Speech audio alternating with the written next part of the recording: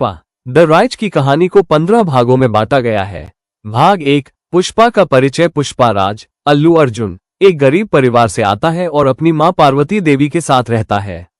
वो एक मजदूर के रूप में काम करता है और अपनी जिंदगी को बेहतर बनाने के लिए संघर्ष कर रहा है। भाग 2। पुष्पा का काम। पुष्पा एक ट्रक ड्राइवर के रूप में काम करने लगता है और आंध्र प्रदेश के शेषालम पहाड़ियों में लाल चंदन की तस्करी में शामिल हो जाता है। भाग 3। कोंडा रेड्डी का गैंग। पुष्पा कोंडा रेड्डी अजय घोष के गैंग में शामिल हो जाता है जो लाल चंदन की तस्करी का काम करता है।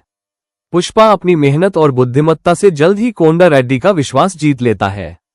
भाग 4। पुष्पा और श्रीवल्ली का मिलन। पुष्पा की मुलाकात श्रीवल्ली रश्मिका मंदाना से होती है जो एक दूध बेचने वाली लड़की है। पुष्पा उसे पसंद करने लगता है और उसके साथ समय बिताने लगता है। भाग 5। पुष्पा का संघर्ष। पुष्पा को लाल चंदन की तस्करी में शामिल होने के कारण पुलिस की ओर से खतरा बढ़ जाता है। वो अपनी जान को खतरे में डालकर तस्करी का काम जारी रखता है। भाग 6। कोंडा रेड्डी का विश्वास। पुष्पा की मेहनत और बुद्धिमत्ता से कोंडा रेड्डी उस पर पूरा विश्वास करने लगता है और उसे अपने गैंग का महत्वपूर्ण सदस्य बना लेता है। भाग 7। मंगलम श्रीनु का प्रवेश। मंगलम श्रीनु सुनील लाल चंदन की तस्करी में शामिल एक बड़ा व्यापारी है।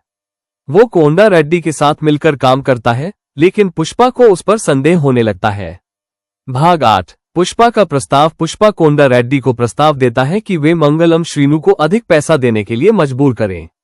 कोंडा रेड्डी इस प्रस्ताव से सहमत हो जाता है लेकिन मंगलम श्रीनु इस पर नाराज हो जाता है। भाग 9। संघर्ष की शुरुआत। पुष्पा और मंगलम श्रीनु के बीच संघर्ष शुरू हो जाता है। मंगलम श्रीनु पुष्पा को मारने की कोशिश करता है लेकिन पुष्पा बच जाता है।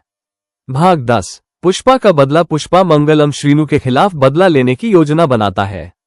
वो कोंडा रेड्डी को मंगलम श्रीनु के खिलाफ भड़काता है और दोनों के बीच लड़ाई शुरू हो